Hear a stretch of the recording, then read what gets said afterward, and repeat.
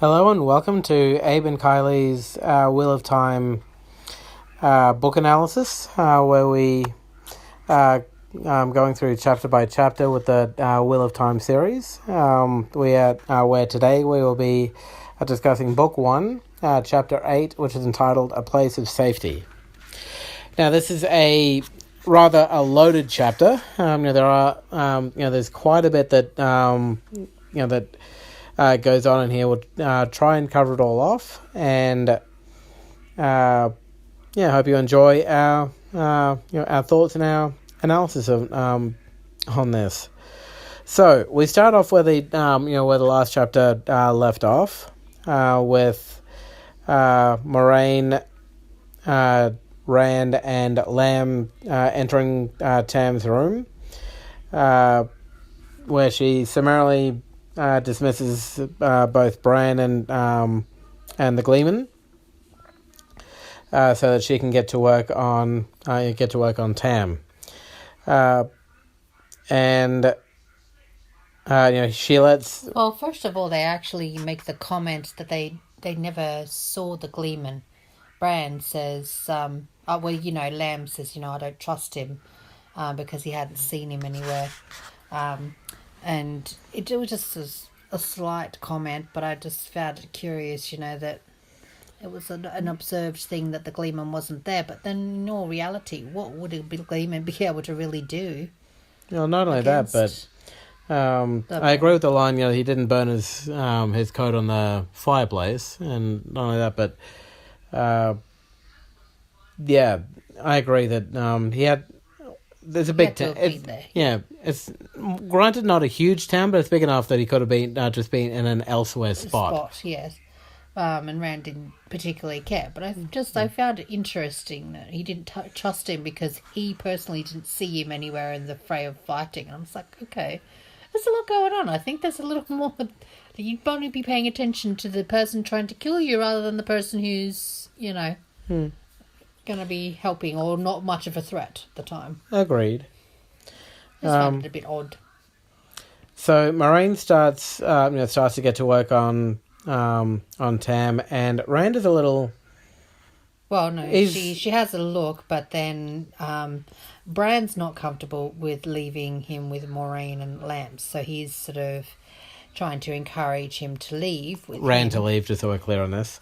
Rand, yes. And he wants to stay. And while he is reluctant, he does leave it up to Moiraine, and she says yes, so long as he's quiet. So he does do that. And in this, it provides the opportunity for Lam and Rand to have a conversation quietly while she's ministering to Tam and having a look to see what she can do for him.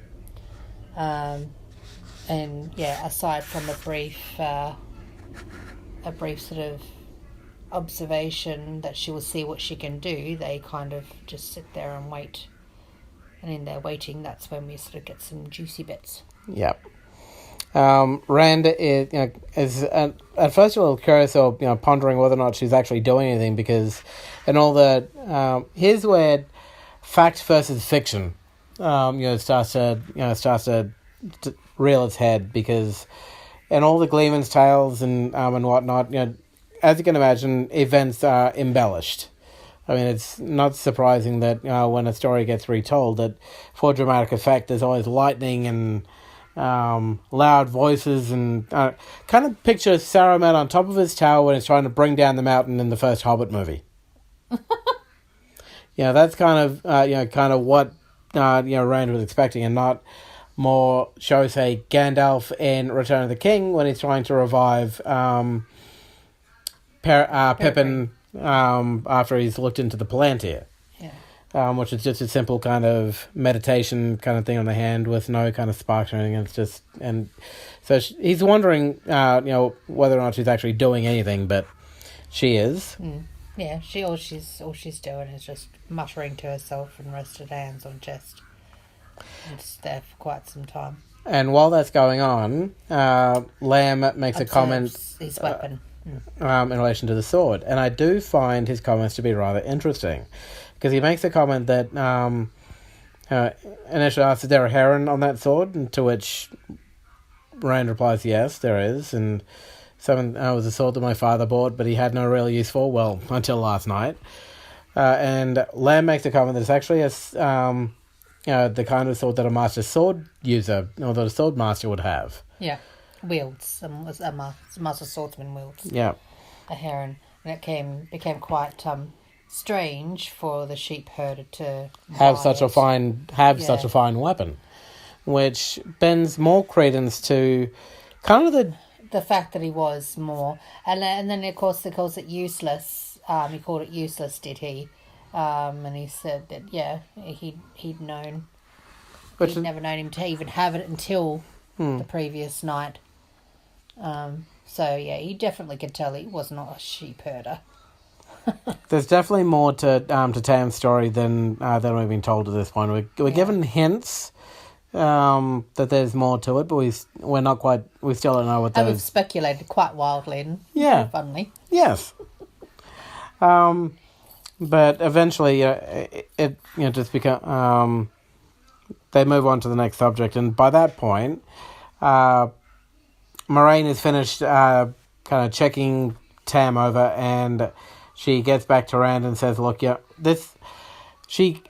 guess my best kind of comparison here is he's been touched by a Morgul blade." Again, there's going to be a lot, I will just say, as far as this particular episode is concerned, there's going to be a lot of Hobbit references, or Lord of the Rings references. Yeah, mainly because you can't help it. Well, it's just that there's a lot of comparisons with this. There's a lot of comparisons to a few different parts of Lord of the Rings and in this particular chapter, which we'll get to as we get to them, but essentially it's a blade, blade that some Trollocs wear. Some Trollocs, these blades have been made on the side at this particular place, on the side of a mountain, and as such, they're cursed, they're tainted, and Tam's been stabbed with this tainted blade. And so what I've done is I've relieved his pain for now. I can remove the taint, but it's going to take some more effort. And she pulls out this figurine, which she calls an Angreal, which is, I'm assuming, a way that she's able to focus her power as an Aes Sedai. But no, didn't she sort of more said that it was a part of the healing? Yeah, it was a. But I said it's a way to to focus for her to focus her power, her healing powers in this case. At least that's the kind of use that it seems to have for me. I had it more that this stone had some properties in it that allowed them to be able to heal, because she said that some couldn't even use them. Almost like the Ghoul with their healing and all their tools and stuff from Stargate. Oh. I imagined it almost like that, like the stone facilitated... Kind of like the hand device. Yeah, like the hand device. It had the technology. It had technology. But no one had Naquadah in their blood. Yeah, well, the point is that her magic was able to influence the stone, but there were properties possibly within the stone to be able to heal it, because she says that making them was a lost art, and also that there weren't many left, and that there weren't many people who even were able to wield them enough to be able to actually heal, because it required both strength and mental. And now to quote the start of the Lord of the Rings movies, much that once was is lost, for none now live who remember it. Yes, okay. But she also does mention that they still do have stores of information, which makes me curious we'll get to that. But also that's how I imagined this Angreal working. And obviously to focus her healing powers. To focus the healing powers. Okay, fine. It doesn't heal in and of itself. It's not, its own thing. She used it to, focus it. Fine. I just have a different point of view on it. And also during this conversation, there's a bit of a discussion in terms of,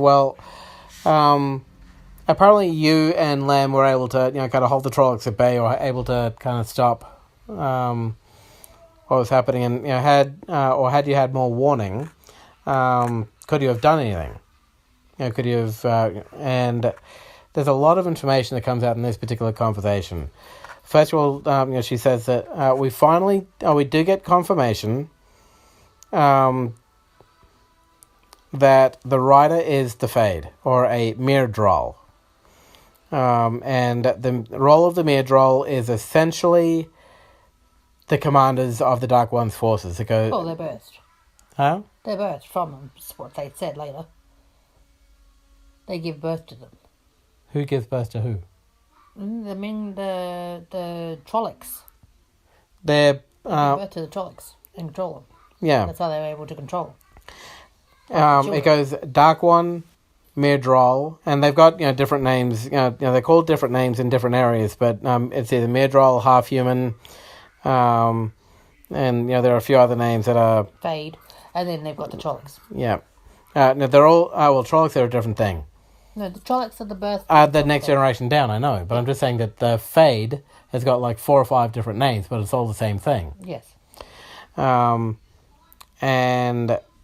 Moiraine is like, well, had I known this was here, I would have had more people in this area. Would Well, have she had would more have of my. attempted to it, but it wouldn't have made much difference because they wouldn't have been able to get there in time. But she would have, if she had known, Had more warning, she would have called for reinforcements and Reinforcements, yeah. kind of whether they got there in time is another story. questionable. Yeah. But she should have, and she also points out that the way the Raven reacted, when she first arrived in town, that should have given both her and Lamb a bit of a clue that something was going on. Going amiss, yeah, because they were But agents of evil, yeah, apparently. Ravens and Varys are the carrion eaters. Yeah, and doesn't that make Granville or Peachy is like wonderful, great. There are millions of birds. How am I supposed to know which ones are Good and yeah, good and which ones are bad? and not only that, but and the reason why Moiraine didn't pick it up, and I have to admit, this is and I'm sure Moiraine would agree with me when I say this, that pride cometh before the fall. Yes. Because she thought, Emmons Field and the Two Rivers is too far out of the way, too remote location for anyone or for the Dark One to even be concerned with. it. Yeah. And yet there was she calls it a full fist. So I'm guessing it's like a company or something. It's a large number of Trollocs that actually came into the area, sweeping through and only damaging certain places. And it turns out that they only went to 2 farms in particular. One. Well, but first of all, she let them know that it was something that hadn't that the attack was sort of more strategic. It was strategic, yes, but it also they left because their plan had not gone the way that they needed it to. Like she's talking through about the fact that obviously. She mentions the fact that only certain houses were attacked, that it was strategic, that some were attacked to cause chaos, but then the occupants were allowed to leave unless, of course, they obstructed and got in their way, and that the only reason why so many people had survived is because they had not known the culture of where they were going. And the traditions. True, and that that was one big thing, but also because they didn't find what they were looking for. Yeah. Well, they couldn't find it because there was too much chaos, and they were expecting them to be in their locations. Exactly, but everyone was kind of near the inn or whatever. You're kind of celebrating Beltane and Winter Night and whatnot, which was something that the Myrddraal or the Fade, was unaware of. And so that or at least he considered it insignificant, and as a result, his mission failed. But it also makes me then wonder how intelligent are they really then, if they do not take into consideration the traditions and stuff of. It's got. I don't think it's not necessarily to do with intelligence. I think it was more an idea of patience. Or simply, the information was considered too insignificant for him to be. No. I don't think that. My thinking on the subject is that the Fade obviously would have received orders from the Dark One. I don't know if there's another middleman between Fade and Dark One. Well, we may find that out later. General but dude that was at the beginning. The dude, I can't remember his name now. oh, you're talking maybe, Dark One, then him, then maybe, yeah. yeah. What's his name? I can't remember. I need to look it up in my notes, but anyway, Yeah. Anyway, him. We know who we're talking about. You may not know who we're the talking dragon. about. No, not the dragon. Yeah, No. the other Dragon, the other guy. The dragon was the dude that caused the madness and turned into a mountain. guy, and I didn't know his name. My bad. Oh, cheeky man. Never mind. Yeah, could go back to look it up. We'll go back to look it up later. But anyway, he yeah, no, you're right. Could be him.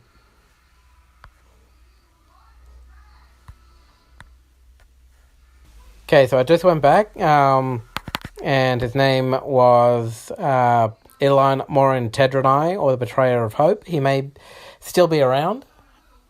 Well, yeah, that's a possibility. I mean, they kind of give you the sense that he lives for a while in the Wheel of Time, sort of, that he has the ability to at least do some form of manipulation of time, and that this whole him turning into a mountain thing was considered like a trifle to him, and that he'd be back kind of thing, So it makes you think he's definitely still around. Possibly. Don't know And it how. kind of makes sense that that the Dark One would be seen in a dark and a light, so Betrayer of Hope is not exactly a positive light kind of thing. No.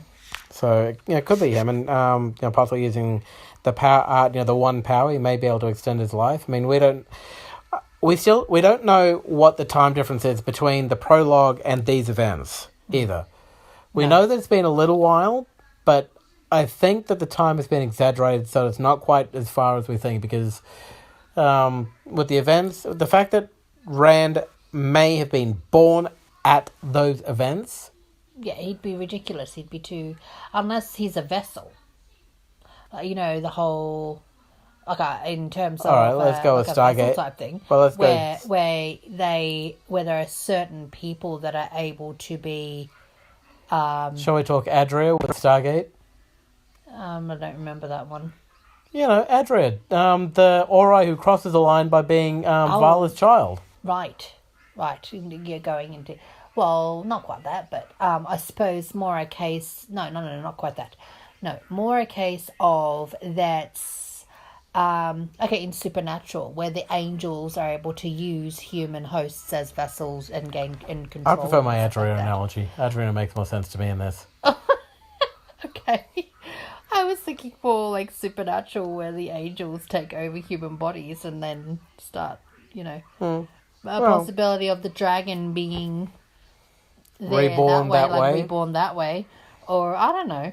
Well, I just think that it's a wild idea. I know, but and yet another one to add onto the crazy list. please, yeah, but because But who knows? We might find out some of these crazy ideas are not so crazy after all. maybe.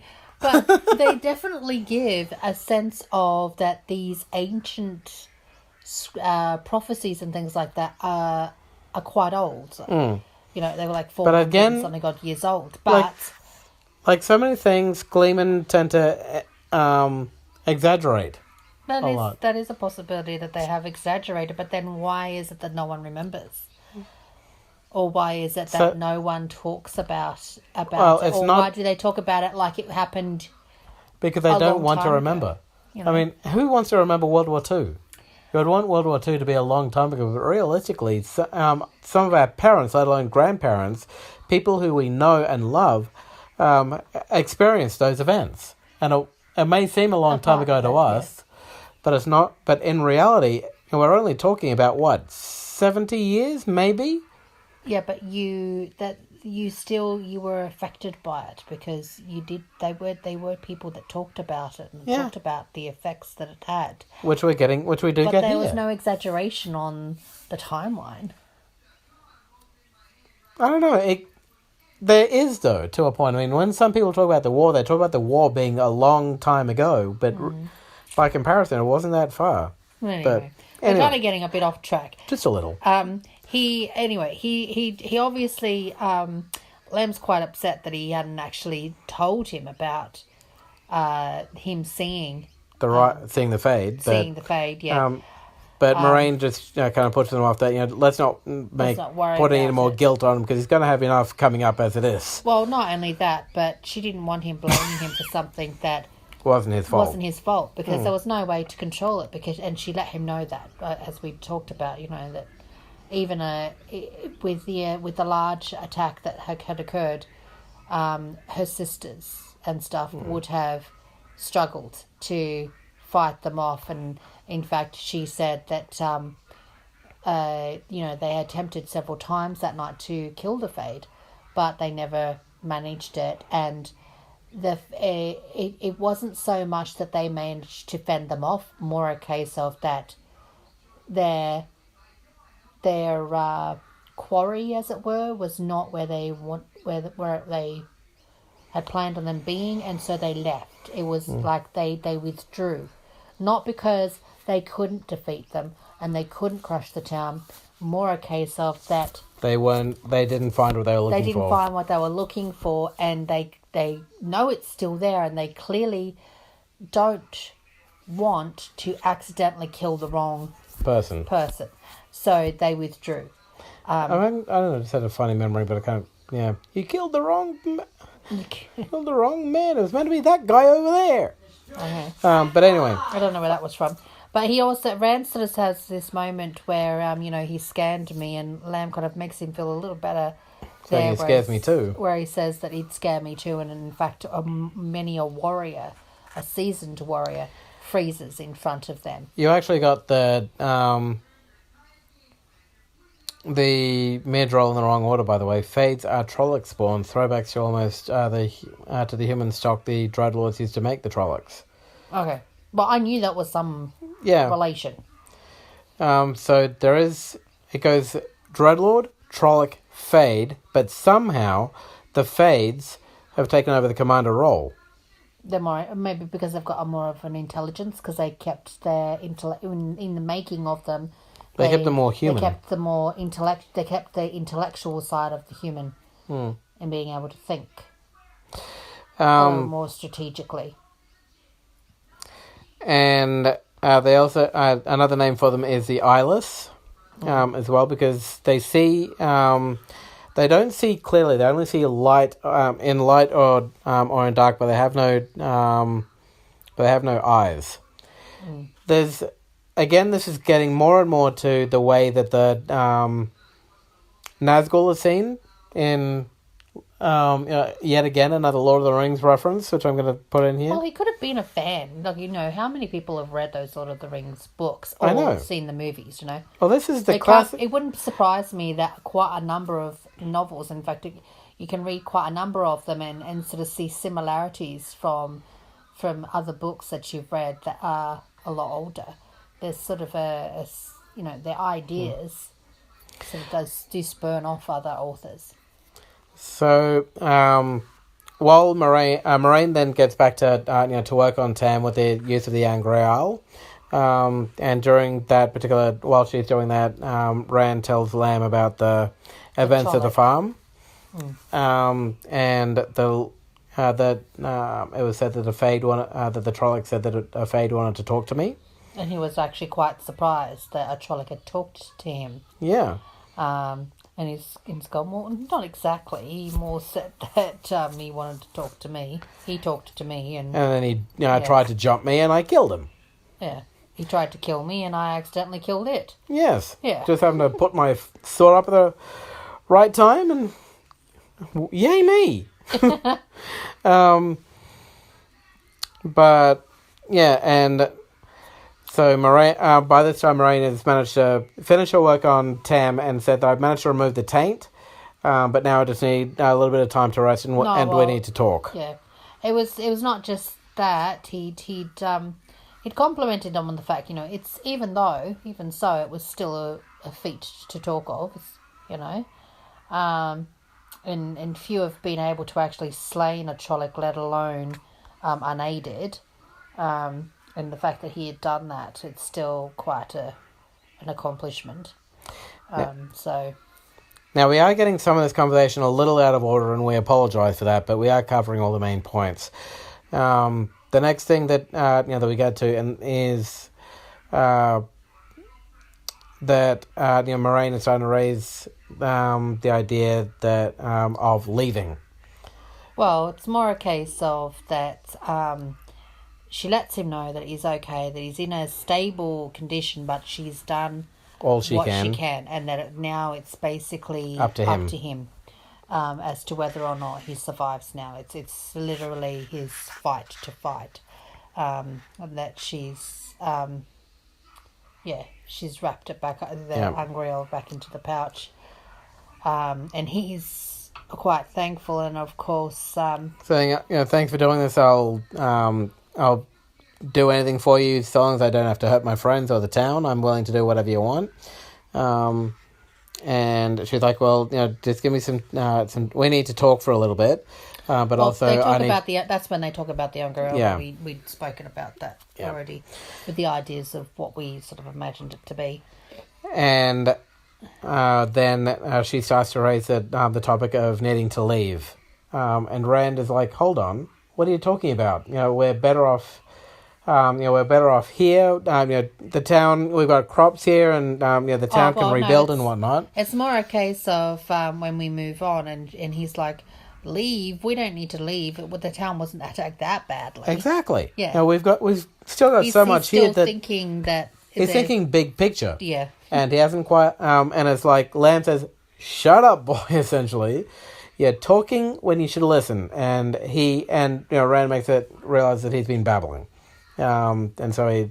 Well, I think it's rightly so though too, because it's a case of a shock of like, I've lived here all my life, and I don't want this to. Yeah, and no one ever leaves. Yeah, that's right. So what are you talking about? And it's at that point that this gets right down to personal to him, and Moraine makes the thing that I'm not talking about the town, I'm talking about you. You need to make arrangements to leave. And he's like, what the? Why? And that's where she, and here's where we get a lot more kind of questions being raised, because we find out during this particular part of the conversation that there were only two farms, two farms. Two farms. Yeah, that were attacked, being his farm, the Ibarra farm, and Matt Caulfield. The blacksmith. Oh, well. House. Yeah, but that was just for the purpose of destroying the blacksmith. It wasn't for the case of this other part. But it was two farms in particular that were attacked, and the reasons why was because they were looking for people very close to Rand's age. Yeah. And Rand's brought up the point about, 6 of us saw him, why only us 3? And it's like, these guys were 8 months younger or 6 months older, but these other two, Matt and Perrin, Matt and Perrin are within weeks of each other. Yeah. As far as birthdays are concerned. And they're looking for a specific age. They're looking for a specific age and a specific person, and they know they only know a few details about this person, being boy. Just for the purpose of this conversation, for this thing, I don't know how old he is specifically, but just for me to say this, so boy, 20 years, 9 months old, living in or near Emmons Field. Well, he's not 20, but yeah. No, you get the idea. Yeah, that he's a boy who's roughly a certain age, and that he's living in or around Emmons Field. The Emmons Field or the Twin Rivers, the two rivers. And so they were looking for people who fit, for people who fit that description. And the reason why is because one of them, and my guess is making the dark one worried because of something that they have. Or something they can do, or there's or lineage maybe. Yeah, that's where I think it comes into the lineage thing, which is why I was saying, could be the Dragonborns, this Dragonborn that's supposedly, fighting a war and doing all this magic and whatnot, really might still be another fake.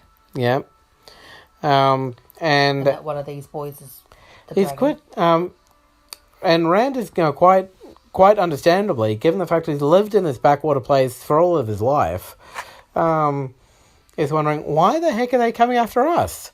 Or coming after me? We're just sheep herders. We're nobody. What the hell? And Rand is initially thinking, no, we can stay. We'll make a fight of it. You can always, he says this to Moraine, that you can always, get some more of your reinforcements here to help protect the town. And Moraine says, yeah, I could do that, but who knows how much damage could be caused in the meantime. And not only that, but a lot of lost would be lost, and possibly more of the town would be destroyed. And we were right that they were strategic. Yes. They weren't doing, it was organised chaos. It wasn't random. Yep. In order to... Because we did mention that in the previous... we did. Yeah. And it's also... I think it was partially to try and kind of centralise people. I mean, because... this is where a Stargate Atlantis reference now. But... Daniel, this is the episode where Daniel Jackson comes into it, and Daniel is on the Asgard also make a brief appearance, and they're on this kind of little small Asgard base. And about the evil Asgard. I call them the evil Asgard because they're self-centered and self-serving. The Loki Asgard. But yeah, anyway, and he's walking around with McKay, and he makes a comment that why don't we cause a little explosion over in this part of the base so that everyone leaves the room, so that everyone vacates the room they're in. And Daniel makes I agree with the comment. What makes you think that people are going to run towards the explosion? Because Daniel says, I have to agree with him, that if it were me, I would actually I would increase the guards around whatever was trying to be distracted from. I would run away from the explosion. Yeah, it's towards whatever it is that I'm trying to protect. Because, and I have to very much agree with that sentiment. And but it doesn't appear what that reference does that have to with this book? That moment. I mean, it's a funny moment, but what reference is that? How am I connecting the dots? Yes, the dot is being connected by the fact that the Trollocs obviously had McKay thinking. On this one, that by causing chaos in the town, people will run towards the town, so it'll make it easier for them to find, for the Trollocs to find who they were looking for. No, because we just stated that they thought that they would be in their homes, and they weren't. They were in the town, so they've gone to the town to attack it and couldn't find their quarry, and so left. I'm just thinking it was maybe another kind of thinking, McKay type thinking. I'm thinking that it's more a case of what you are describing is more what Rand's thoughts eventually do get him to, is that the realization that he is the explosion. Yes. And that the wherever Trollocs he is will run to the explosion. Yeah.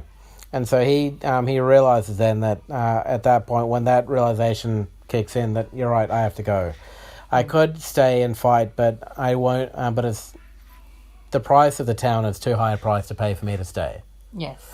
Well, not to mention the fact that, he still has reservations about what he could possibly have or do. He still doesn't know the reason behind what the hell's going on. And he still doesn't necessarily know that it's definitely him. But he's not willing to risk the town, and especially his father's life, and the fact that his father is still incapacitated and will take time to heal. Tam,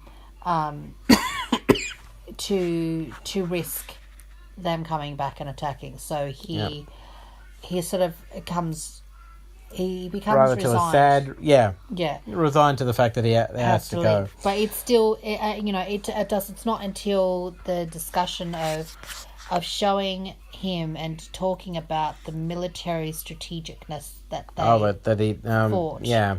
And the fact that it's not something that they can fend off. Like, eventually they could, but it would be a high price and not necessary. And one not worth paying. And they could also send reinforcements eventually. But again, there's no guarantees that, and again, as I said, the damage would be too high. The price of the town was too high a price. Yeah. So at this point, there's just a few more, points to cover off. He makes, the comment at that point that Matt and Perrin will need to kind of go with him, and he's about to go, to go get them. And Moiraine says, "No, I'll take care of that." And I look forward.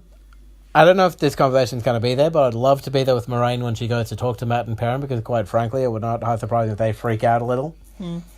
The other note that I wanted to bring up was the fact that they find it a bit unnerving that they were able to move so many Trollocs. Yes, good point. And such a large host of Trollocs and the Fade without them being noticed because they come from such a distance. Yep. And the fact that the main towns and houses and things like that hadn't noticed them, hadn't spotted them. There was no hint of them being anywhere near that area. This area, or generally speaking, or the fact that any one of them was making a track to Emmonsfield. And so he found that unnerving.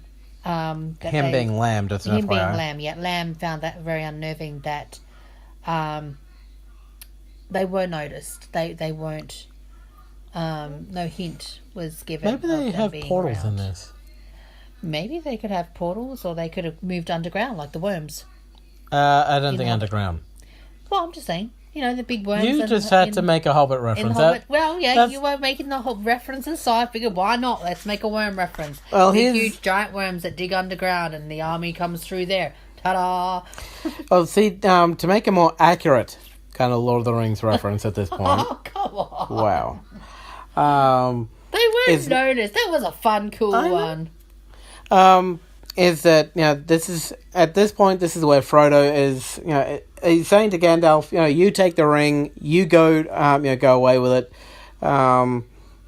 we'll bury it, we'll hide it, we'll never speak of it again. He comes to think of every excuse under the sun not to have to leave.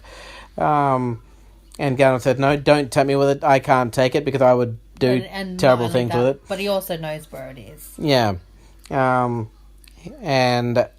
Frodo then comes to his own kind of realization. What must I do? And Gandalf says that you have to go, essentially, and start him on his quest. That there was also discussion though about where they would go. Be it Camlin or Camlin was he thought that was Baelon. A good spot because town. It's a large town, and needle in a haystack kind of thing. Yeah, they wouldn't attack that, and he's like, Lamb's like, no. Send hordes. Walls are a poor defense against a Trolloc. Against a Fade. Yeah. And so they resolve eventually to go to the Aes Sedai, which is Tar Valon, where said that not only you find safety, but you'll also find out the reason why the hell this is all happening. Well, there's a good chance, anyway. No, she said that I can promise. Okay. Well, I mean, okay. I kind of look at it at the point, well, she doesn't even know how to make her own silly, what's it called? Crystal thing. The crystal thing that she was talking about. The Angreal? The Angreal. She doesn't even know how to make... How's she supposed to be able to find information on him? Well, they're two different schools of knowledge. Yeah, true. But still, I mean, she doesn't even know right now why... Well, she may. She may have her suspicions. She definitely... Has her suspicions. Obviously, there's been whispers of the fact that the Dark One is looking for a boy of their age group in backwater farms and stuff like that. But then, because why else would she be there, really? And then the whole arrogance of the fact that, well, there's been no whisper of them actually coming out in this direction with the whole Trollocs and Fade and stuff. Yeah. Being able to come that far without being spotted. So she figured she was there well before they were. And then obviously through her pride, I guess, quite mistakenly, rather rapidly, quickly found out that was not the case. Yep. So she definitely knows something. And she obviously brought a skilled warrior with her to ensure her safety and also the safety of the people whom she quite obviously intended to take away To protect. and to protect. Yes. Yeah. But I don't think she imagined them Being then quite that- such a larger host. and well, not. I don't think she imagined them being in quite so readily a danger, like very that quickly. So I imagine she would have possibly tried to convince them and to leave, and in the hopes that she obviously also would not reveal that she was an Aes Sedai, because of course no one really trusts Yeah. Aes Sedai. So But again, that's my guess is the reason for that is due to propaganda. yeah, well, that is true, but the point was that she clearly knew something, and there were whispers clearly that something was going on, that he was definitely looking for some boys, but she obviously felt that they were safe enough For now. Yeah, for that particular point. So yeah, now she suggested to go there, and there's a promise, and the promise, of course, is that hopefully they will find out why he is looking.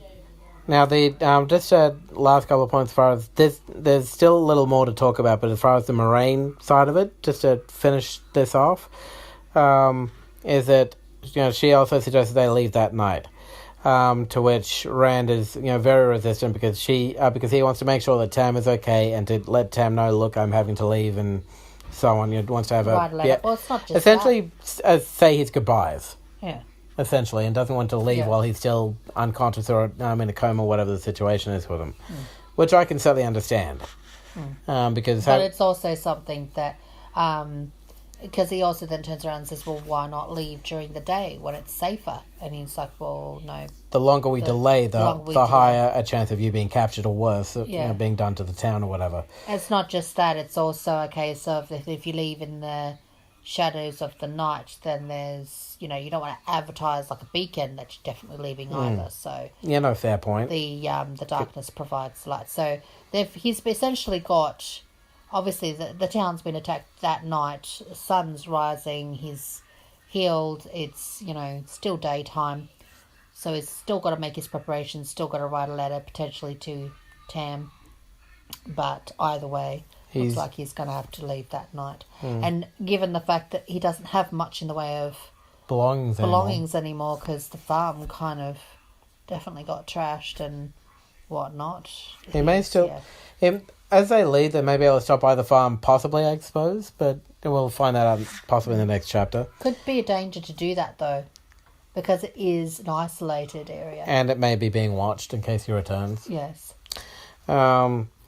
But anyway, what happens here is that it's just that, kind of finishing up bits, that Moiraine has told Mistress Alvia to bring Rand some food and let him get some rest because he's had a long day and night. Hasn't had a chance to really kind of sleep, and he needs a chance to kind of recover from everything that's happened. The adrenaline is starting to wear off and stuff, and he's starting to feel the effects. But as the chapter ends, he kind of makes that I can't leave without having a chance to talk to Tam just one more time. And he says, look, I've got to stay awake till he wakes up. I'll make the in case he wakes up, yeah, and he wants to, but he also is he is wary about the demand on her price as well. That's sort of lingering in his mind now. Kind of like the weight of there's always a price. Tick tock. Yeah. Waiting for the ball to drop, as it were. But I being in an Aes Sedai's debt, I can see potentially being a danger, but again, it depends on what she ultimately asks, and I'm reserving judgment on that one at this point.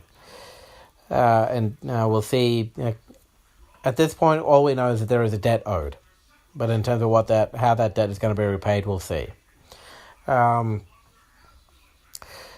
But yeah, so Rand, has a chance to rest and recover and recuperate for a little bit himself, and Moiraine has gone off to scare up Mat and Perrin to kind of give them the bad news, and so we'll see what happens there. So, the next chapter, chapter 9, is entitled "Tellings of the Wheel." Interesting chapter title. What do you think is going to happen? Well, we might actually have more of an explanation about the book's titles. The book's The title, series, yeah. Yeah. About the Wheel of Time. Or we might be more of an explanation about how that possibly works. Or the Gleeman might actually tell a story that's relevant to possibly why he's being Maybe. pursued.